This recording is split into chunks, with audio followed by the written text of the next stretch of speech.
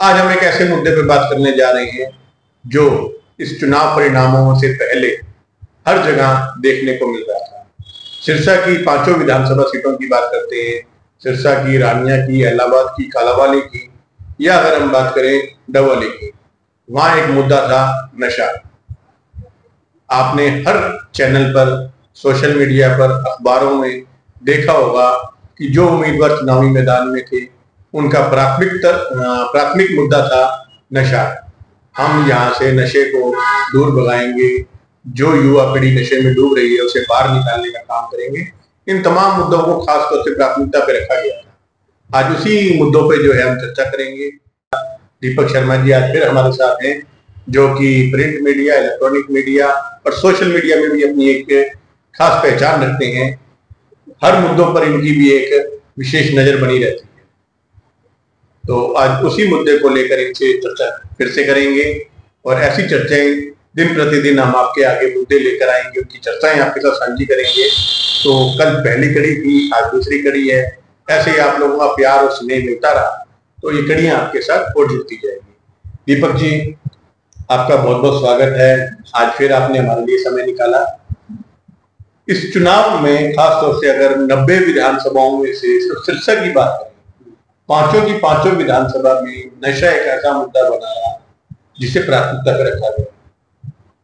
इससे पहले अगर चुनावों की बात करें, चाहे जो लोकसभा के हो गया जिसमें सांसद कुमारी शैलजा बनी, अगर उससे पहले की बात करते हैं, चाहे विधानसभा की बात करें 2020 की, या वहां से उस टाइम सांसद चुनी गई थी सुनीता दुग्गल भी, उन्होंने भी ये चुनावी मुद्दे के अंदर नशा रखा हुआ था। तो ये सिर्फ मुद्दा ही होता है या इसमें भी काम भी होता है? देखिए, सबसे बड़ी बात जो नशे का मुद्दा है, नशे का मुद्दा कोई नया मुद्दा नहीं है। नशे का मुद्दा बहुत पुराना है और खास तौर पर क्योंकि बात हम सिरसा की कर रहे हैं, तो सिरसा जिला लगातार नशे से यहाँ के युवा, यहाँ के लोग प्रभावित पिछले कई सालों से होते हुए दिखाई दे रहे हैं, जिसकी लगातार चर्चा विधानसभा के अंदर भी और बाहर भी होती रही है। आपको याद होगा कि अभय सिंह चौटाला इलाहाबाद से जब 2019 में चुनाव लड़ रहे थे, उन्होंने नशे को लेकर गंभीर आरोप उनके सामने जो चुनाव लड़ रहे थे उन पर भी लगाए। विधानसभा के अंदर भी उन्होंने भी नशे को लेकर गंभीर आरोप लगाए कि इस इलाके में नशे के कारोबार को भाजपा सरकार का संरक्षण मिलता रहा है और लगातार इस तरीके की चर्चाएं आपने भी सुनी होगी। अब सबसे बड़ी बात यह है कि क्या पुलिस और सरकार, क्योंकि सरकार के बाद पुलिस प्रशासन का ये जिम्मेदारी है, काम है कि वो नशे को अगर कहीं बिक रहा है तो उसे रुकवाए। क्या सरकार की कि जब तक सरकार के लोग संरक्षण नहीं देंगे तब तक क्या नशा बिक सकता है? तो इस इलाके के लिए ये सबसे बड़ी दिक्कत रही है नशा, क्योंकि पंजाब साफ लगता है, पंजाब से नशा बड़ी संख्या में यहाँ पिछले कई सालों से आ रहा है और यहाँ की जवानी जो है लगातार नशे की चपेट में आकर बर्बाद होती हुई दिखाई भी दे रही है। तो अब देखने वाली बात यही रहेगी कि क्या जिस तरीके से पिछले कई सालों से हम नेताओं की जुबान से इस बात को सुनते आ रहे हैं कि नशे को हम इस तरीके से खत्म करेंगे, नशे के लिए हमारा ये प्लान है, नशे के लिए हमारा वो प्लान है, तो क्या अब जो तीसरी बार लगातार हरियाणा में भारतीय जनता पार्टी की सरकार बनी है वो इस क्षेत्र में नशे को रुकवाने के लिए कोई ठोस कदम उठाती है, या फिर कोई जिस तरीके से, क्योंकि अब तो जिस तरीके की रिपोर्ट्स आ रही हैं, जिस तरीके से आप भी सुनते हैं, हम भी सुन रहे हैं, लोगों को भी इस बात का पता है कि अब तो गली गली नशे के व्यापारी जो है वो घूम रहे हैं। तो ऐसे में किस तरीके से नशे को रोकने के लिए पुलिस अपना कड़ा कदम उठाती है, क्योंकि पुलिस भी तब उठाएगी जब सरकार पुलिस को कड़ा एक्शन उठाने के लिए कहेगी। हालांकि पुलिस प्रशासन के द्वारा आपने भी बड़े लंबे चौड़े कार्यक्रम राहगिरी के भी और नशे को लेकर जो अभियान पुलिस द्वारा, प्रशासन द्वारा चलाए, उनको आपने कवर भी किया है। तो आपको पता है कि पुलिस समय समय पर लोगों को जागरूक तो करती है, लेकिन नशे के व्यापारियों को रोकने के लिए जो कड़े कदम उठाए जाने चाहिए वो क्या इस क्षेत्र में उठाए जाएंगे या नहीं, ये इस पर कड़ी नजर लोगों की इस बार रहेगी। दीपक जी, आपने भी बात करी कि जब तक सरकार का पूरा प्रशासन के ऊपर कमान नहीं होगी तब तक इसको रोकना असंभव ही कार्य है। मैं पीछे आपको ध्यान कराता हूँ, शायद आपको ध्यान होगा, आपने क्योंकि चंडीगढ़ की आप पत्रकारिता करते हैं तो आपने वहां कवर भी किया होगा। पंचकुला में पीछे प्रोग्राम था तो श्री कांत यादव जी ने एक धाकड़ के नाम से कार्यक्रम करवाया था जिसमें हरियाणा के मुख्यमंत्री मनोहर लाल खट्टर जो उस समय थे, उन्होंने उस रूपरेखा सारी कार्यक्रम की उन्होंने देखी भी थी और उनकी देखरेख में वो कार्यक्रम का आयोजन करवाया गया था। और उसमें ग्रामीण पंचायत से लेकर मतलब स्कूल से लेकर बच्चे को लेकर और वहां के एमसी, सरपंच, वार्ड, मतलब हर चीज को उसमें जोड़ा गया। जो उनकी जो रूपरेखा प्रोजेक्ट की बनाई गई उसमें हर चीज को जोड़ा गया, कड़ी से कड़ी हर आदमी मिलेगा। और खास तौर से उसमें एक रूपरेखा बनाई गई थी, जो लोग नशा ले रहे हैं उनको पुलिस की ओर से उनका नशा छुड़वाया जाएगा और साथ उनसे ये पता किया जाएगा कि उनको नशा कैसे मिल रहा है, कहाँ से आ रहा है, तो उनके जरिए से वो आगे आगे पहुंचकर मेन बड़े सौदागर तक पहुंचने। तो ये प्रयास तो खैर भारतीय जनता पार्टी कर रहा है। कितना सफल रहा ये इस चुनाव में स्पष्ट रूप से जग जाहिर हो गया कि आज भी हम चुनावी मुद्दा नशे को लेकर चल रहे हैं। तो इसे कह सकते हैं कि ये सफल नहीं हो, खासतौर से सिरसा जिला में। ठीक है, आगे कहीं उनको लाभ मिला हो, लेकिन सिरसा जिला में इन मुद्दों के बीच में वो विफल नजर आए हैं। और दूसरी बात, अगर बात करते हैं नेताओं की, आज चाहे वो नेता जीत गया है, विधायक बन गया है, या जो नेता हार गए, मुद्दा तो सबके लिए वो सेम था। क्या ऐसा कुछ रूपरेखा उनकी रहेगी जो ये बार बार नशा कहते हैं? कोई ऐसा पुलिस प्रशासन को, आपने कहा कि अभय सिंह चौटाला ने विधानसभा में मुद्दा भी उठाया, उन्होंने पीछे जो है लिस्ट भी जारी की थी, क्या तमाम नेता उन तस्करों के नाम उजागर करने का काम करेंगे? देखिए, या ये कह सकते हैं कि इस व्यापार में कहीं ना कहीं जान माल का खतरा होता है जिसको लेकर जो है उस स्पष्ट तौर से नाम नहीं आगे रखे जाते? कुछ इस तरह का भी मतलब नेताओं में भी भय रहता है इस बात का क्या? देखिए, मैं आपको एक बात बड़े खुले तौर पर और स्पष्ट तौर पर यहाँ ये जरूर कहना चाहूंगा कि नशे का या कोई भी जो भी इनलीगल काम किसी भी जगह हो रहे हैं या होते हैं, वो बिना सरकारी संरक्षण के बिल्कुल भी नहीं हो सकते और ना ही वो कभी भी होते हैं। तो अगर सरकार, अगर प्रशासन, अगर नेताओं की सबकी नीयत नशे को खत्म करने के लिए साफ होगी तभी नशा रुक पाएगा।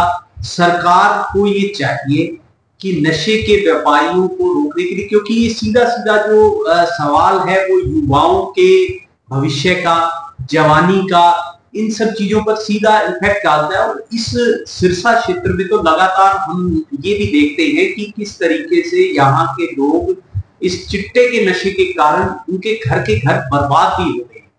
तो जब तक जो नशे का व्यापार जो मेन आदमी कर रहे हैं उनकी लिस्ट देने की जहां तक आप बात कर रहे हो, तो वो लिस्ट तो प्रशासन को भी पता है, नेताओं को भी पता है और तमाम बड़े अफसरों को इनके बारे में पता है कि कौन आदमी किस लेवल पे काम कर रहा है, कहां से लेकर आता है, किस कौन आगे उसको सप्लाई करता है। इस तमाम चीजों के बारे में प्रशासन को, सबको, अफसरों को, सबको इन चीजों का पता है। लेकिन पता है, लेकिन उनको अगर सार्वजनिक करता है कोई नेता प्रेस कॉन्फ्रेंस के माध्यम से या अपने सोशल मीडिया के माध्यम से, तो कहीं ना कहीं जो आमजन है उनको भी तो पता लगता है कि सौदागर है। ऐसा है कि ये मुद्दे जो है ना, ये सिर्फ और सिर्फ चुनावों तक ही सीमित होते हैं। चुनावों के बाद इन मुद्दों को कोई भी, आपको पता है, विपक्ष में होगा वो जरूर उठाएगा, लेकिन पक्ष में रहने वाले, अब जिस तरीके से सिरसा के इलेक्शन की बात अगर कर लें तो सिरसा में दोनों पक्ष, चाहे वो गोपाल कांडा का पक्ष हो, चाहे वो गोकुल सेतिया का हो, दोनों ही सार्वजनिक तौर पर एक दूसरे के बारे में इस तरह के आरोप लगा रहे थे।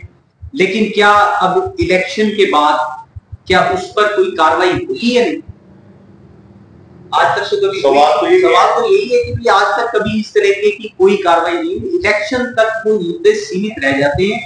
हाँ, एक चीज जरूर इसमें मैं ये जरूर कहना चाहूंगा कि जिस तरीके से आज से अगर 1-2 दशक पहले की बात करें, इनेलो की सरकार के समय का आपको याद होगा, कांग्रेस की सरकार के समय का आपको याद होगा, कि चलिए आगे की बात नहीं करते, लेकिन सिरसा जिला में जिस तरीके से खेलों को बढ़ावा दिया जाता था, कि भाई खेलों में, ताकि जो है युवाओं का ध्यान जो है वो, चाहे आपकी फुटबॉल की बात हो, वॉलीबॉल की बात हो, टेबल टेनिस की बात हो, क्रिकेट की बात हो, भी युवा जो है ज्यादा से ज्यादा खेलों की तरफ गांव के, क्योंकि ग्रामीण क्षेत्र से ये नशा जो है वो ज्यादा फैलता हुआ शहरी क्षेत्र में अब आ चुका है। शहर के लोग भी इस तरह के नशे का सेवन करते हैं। तो इस तरह के जो आयोजन थे वो बड़े हद तक कि भाई युवा जो है वो खेलों की तरफ ज्यादा ध्यान दे, नशे की तरफ उसका ध्यान ना हो। आप सिरसा से आगे हिसार जाएं, रोहतक जाएं, सोनीपत जाएं, झज्जर जाएं, वहां आपको इस तरीके का जिस तरीके का नशा सिरसा में इतना ज्यादा है वहां आपको नहीं दिखाई देगा।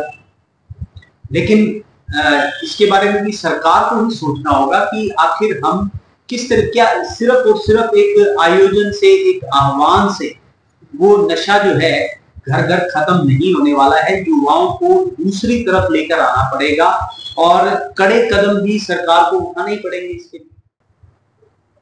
ये तो हमने खास तौर से नशे की बात करी, लेकिन एक और चीज देखने को मिलती है चुनावों के बाद आम जन में चर्चा खास तौर से देखी जाती है कि चाहे 20 दिन का चुनाव है, चाहे 2 महीने का चुनाव है, चाहे 6 महीने का चुनाव है, चाहे 4 दिन का चुनाव है, तमाम मुद्दे नेताओं के मुंह पर होते हैं।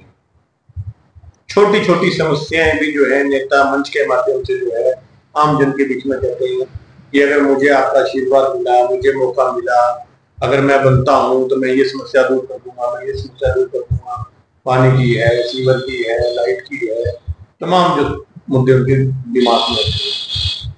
लेकिन जैसे ही परिणाम आते हैं, जैसे ही शपथ ग्रहण समारोह के बाद वो अपना विधिवत रूप से विधायक बन जाते हैं, मंत्रिमंडल का विस्तार हो जाता है, तो फिर वही जनता और वही मुद्दे वो बस अखबारों में कुछ कटिंग में रह जाते हैं, कुछ सोशल मीडिया पे चलते रह जाते हैं, कुछ इलेक्ट्रॉनिक मीडिया में रह जाते हैं, लेकिन उन मुद्दों का समाधान जो है वो नहीं दिखाई देता। मैं एक छोटा सा उदाहरण इसमें आपको, सिरसा के हमारे बिजली मंत्री चौधरी रणजीत सिंह जी रहे, उन्होंने शुरू में कहा था कि जितनी भी तारें लटक रही उनको सही करवाया जाएगा, लेकिन आज भी वैसे तारें आज भी लटक रही हैं। ठीक है, काफी हद से ज्यादा चौधरी रणजीत सिंह द्वारा बिजली मंत्री बनने के बाद प्रयास रहा, उन्हें करवाया भी गया, लेकिन कहीं ना कहीं उन मुद्दों में क्या प्रशासनिक अधिकारियों की जिम्मेवारी नहीं बनती कि जो नेता उन मुद्दों को लेकर चला है, समाधान तो प्रशासनिक अधिकारियों ने करना होता है। चाहे उपायुक्त की बात कर लें, चाहे पुलिस अधीक्षक की बात कर लें, कानून व्यवस्थाओं में पुलिस अधीक्षक बैठे हैं और प्रशासनिक तंत्र में उपायुक्त बैठे हैं। देखिए, तो कहीं ना कहीं लापरवाही कह जा सकती है कि प्रशासन भी कहीं ना कहीं सुस्त हो जाता है। आपको याद होगा इनेलो का शासनकाल भी आपने देखा, उसके बाद कांग्रेस का भी आपने देखा। कहते हैं कि भी प्रशासन पर पकड़ ढीली होना सरकार, एक ये बात आपने लगातार हर शासनकाल में सुनी। जिस भी मुख्यमंत्री की अपने प्रशासन पर पूरी पकड़ रहेगी, वो मुख्यमंत्री हर जिले में अपने जहां वो करवाना चाहता है वो अच्छे से काम करवा सकता है। अब आपने जिस तरीके की बात कही, ये जिम्मेदारी बनती है सीधा सीधा नुमाइंदे की, कि जो आपने नुमाइंदा चुनकर विधानसभा में भेजा है, वो नुमाइंदा आपके लोकल मुद्दों को किस तरीके से उठाता है और किस तरीके से उन्हें हल करने के लिए बार बार उसको प्रयास करने के लिए। अब हम इसको इस तरीके से भी देख सकते हैं कि अगर हमें कोई चोट लग जाती है, बीमारी हो जाती है, तो उसके लिए हम बार बार डॉक्टर के पास जाते हैं, उसको ठीक करने के लिए दवाई भी बार बार जब तक वो ठीक नहीं हो जाती करते रहते हैं। तो नुमाइंदा जो आपने अपना चुनकर भेजा है, अगर वो आपके लोकल मुद्दों को ये चाहेगा कि भी मुझे उन्हें हल करना है और करवाना ही है, तो वो लगातार उन मुद्दों को लेकर, अगर एक बार गया डीसी को, एक बार फोन किया, वो नहीं हल हुआ, दोबारा कहेगा, तिबारा कहेगा, 4 बार कहेगा, तो वो हल तब होंगे। हम ये कहें, क्योंकि सबसे बड़ी जो एक प्रैक्टिकल चीज है कि कर्मचारी हमारी सरकार के पास में उस लेवल पे नहीं है, अधिकारी हमारी सरकार के पास उस लेवल पे नहीं है, संख्या कम है। उसके बाद हमारे पास में पैसा भी, आप ये देखिए कि सरकारी खजाने में भी हमारे पास उतना पैसा नहीं है। कर्मचारियों अधिकारियों को देने के लिए हमारे पास में आपने लगातार कवर किए हुए हैं इस तरह की खबरें कि कर्मचारियों को 4-4, 5-5 महीने तक तनख्वाह नहीं मिली। तो ये भी एक बड़ा मुद्दा है कि लगातार हमारा स्टेट भी जो है लाखों करोड़ के कर्ज में भी है। तो बार बार ये भी होता रहता है कि भाई सेंटर से पैकेज मिला, आज भी एक पैकेज सेंटर से जो है स्टेट गवर्नमेंट को मिला है जिससे विकास कार्य करवाए जाएंगे। ठीक है, तो लगातार हर चीज की हमारे पास कमी है, संसाधनों की भी कमी है, साधनों की भी कमी है, लेकिन जो आम आदमी को चाहिए, जितने काम आम आदमी को चाहिए उनको करवाने के लिए अगर आपका नुमाइंदा अपने प्रशासनिक अधिकारियों पर पकड़ पूरी रखेगा तो वो जरूर हल करवा सकता है। तो स्पष्ट रूप से कहा जा सकता है कि दोनों की तरफ से बराबर की भूमिका रहनी चाहिए। बिल्कुल, तभी जाके हो सकता है कहीं ना कहीं सरकार जो है, अगर पिछले प्लान की बात करें तो प्रशासनिक अधिकारियों पर जो नुमाइंदे चुने गए थे उनकी पकड़ जो है कमजोर कह सकते हैं। बिल्कुल, और ये भी कहा जा सकता है कि जो मंत्री थे आज वो मंत्री विधायक भी नहीं बन पाए। आप ये देखिए ना, 2014 में पहली बार भारतीय जनता पार्टी की सरकार बनी। 2014 में जो मंत्री बने वो 2019 में मनोहर लाल खट्टर खुद मुख्यमंत्री और अनिल विज सिर्फ 2 ही जीत पाए थे, बाकी मंत्री हार गए। अब वही हाल इस बार फिर हुआ है। तो लगातार मंत्री अपने कामों की परफॉर्मेंस, अपने डिपार्टमेंट की परफॉर्मेंस उस हिसाब की नहीं दे पाए।